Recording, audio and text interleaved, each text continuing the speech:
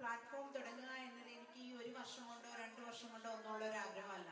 കാരണം വളരെ വർഷങ്ങൾക്ക് മുന്നേ കേരളത്തിൽ ഞാൻ ഇതിൻ്റെ ബി എന്ന് പറഞ്ഞിട്ട് ഒരു സംഘടന ഓൾറെഡി നമ്മൾ ചെയ്യാൻ വേണ്ടിയിട്ട് എല്ലാ കാര്യങ്ങളും തയ്യാറായതാണ്. ആ സമയത്താണ് കൊറോണയും കാര്യങ്ങളും ഒക്കെ വന്നിട്ട് അതിൻ്റെ ഒരു കാര്യങ്ങൾ നടക്കാതെ പോയത്.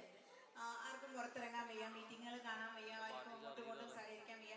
കാരണം അതിൻ്റെയൊക്കെ മുന്നിൽ എന്നെ ഇങ്ങനെ ഒരു സംഘടനയിലേക്ക് വരാൻ എന്നെ നയിച്ച ഒരു പ്രധാന കാരണം എന്താണെന്ന് വെച്ചാൽ, എനിക്ക് ഈ പറഞ്ഞ പോലെ ഇപ്പം ലക്ഷ്മിയൊക്കെ എൻ്റെ അനിയത്തിയെ പോലെ തന്നെ എനിക്ക് വേറെ ഒരു അനിയത്തി ഉണ്ടായിരുന്നു.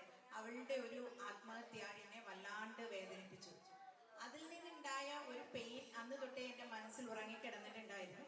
പിന്നീട് അത് കഴിഞ്ഞതിന് ശേഷം ഇപ്പോൾ ഈ വളരെ അടുത്ത് എന്തുകൊണ്ട് ഇത്ര പെട്ടെന്ന് എവർഗ്രീൻ ബ്ലോസം ഈ ഒരു 3 മാസത്തിനുള്ളിൽ ഇങ്ങനെ വന്നു? കാരണം അതിൽ എന്നെ സപ്പോർട്ട് ചെയ്ത ആൾക്കാരൊക്കെ ഇവിടെ ഉണ്ട്. പ്രത്യേകിച്ച് നമ്മുടെ മുനീർ സാറിന്റെ പേരൊക്കെ എനിക്ക് എടുത്ത് പറയാതിരിക്കാൻ കഴിയില്ല ഈ വേദിയിൽ. കാരണം ആ ഒരു ഇത് വരാനുള്ള ഒരു മെയിനായിട്ടുള്ള റീസൺ എന്ന് പറയുന്നത്, ഷാർജയിൽ അടുപ്പിച്ച് 2 ലേഡീസിന്റെ ആത്മഹത്യ നമ്മൾ കണ്ടു. അപ്പോൾ ആ ആത്മഹത്യയിൽ ആ കുറിപ്പിലൊക്കെ അവർ എഴുതി വെച്ചിരുന്ന ഒരു മെയിനായിട്ടുള്ള കാരണം, അവരുടെ ആ ടോർച്ചറും കാര്യങ്ങളും അവർക്കൊന്ന് തുറന്ന് പറയാൻ ഒരാളില്ലായിരുന്നു എന്ന ഒരു പോയിന്റ് ആയിരുന്നു അവരതിൽ ഏറ്റവും കൂടുതൽ ഊന്നൽ നൽകിയത്.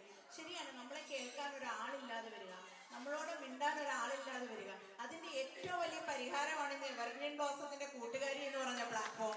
കാരണം 24/7 അത് ആക്റ്റീവാണ്. കാരണം ആൾക്കാരുടെ ഫോണൊക്കെ ഇങ്ങനെ ഹാങ് ആയിട്ട് എന്നോട് പറയും, അയ്യോ അതിൽ കാരണം 2 മണിക്കും അതിനകത്ത് ആളാണെന്നിരിപ്പുണ്ട്, 3 മണിക്കും ഉണ്ട്. നിങ്ങൾക്ക് ഇനി എപ്പോൾ എന്ത് തോന്നുന്നു അപ്പോഴൊക്കെ നിങ്ങൾക്ക് പോയിട്ട് എന്ത് ചെയ്യാം, അതൊക്കെ പറയാം, പാടാം, കഥ പറയാം. ചിലപ്പോൾ കാണാൻ പാതിരാത്രിക്കൊക്കെ കാണാൻ നല്ല നല്ല പാട്ടുകൾ കേൾക്കുന്നുണ്ട്. ചിലപ്പോൾ ഇവർ ബാത്റൂം സിംഗറായിട്ടുള്ള ആൾക്കാരായിരിക്കും അപ്പോൾ നല്ല പാട്ടുമായിട്ട് വരുന്നത്. അപ്പോൾ എൻ്റെ മനസ്സിൽ ഈ എവർഗ്രീൻ ബ്ലോസം കൊണ്ടുവരാനുള്ള കാര്യം ഒന്നെന്ന് പറയുന്നത്, ഇവിടെ ഒരുപാട് സ്ത്രീകൾ ജോലി തേടി വന്നിറങ്ങുന്നുണ്ട്. അപ്പം നമ്മുടെ ഏറ്റവും കൂടുതൽ അങ്ങനെ സഹായിക്കുന്ന ആൾക്കാർ ഇവിടെ ഉണ്ട്. അവരുടെ കൂടെ കൈ പിടിച്ചിട്ട് ആ ഒരു മേഖലയെ ഞാനിങ്ങോട്ട് എടുത്തു. പിന്നീട് ഓൺലൈൻ ബിസിനസ് ചെയ്യുന്ന പ്ലാറ്റ്ഫോം അതും ഇങ്ങോട്ട് എടുത്തു. പിന്നെ കൂട്ടുകാരെ എടുത്തു. ഇനിയിപ്പോൾ ഞങ്ങളുടെ അടുത്ത ഒരു പ്ലാറ്റ്ഫോം ഇന്ന് ഞങ്ങൾ അത് അനൗൺസ് ചെയ്യും. എന്ന് പറഞ്ഞ പോലെ എവർഗ്രീൻ ബ്ലോസം എല്ലാ മേഖലയിലും,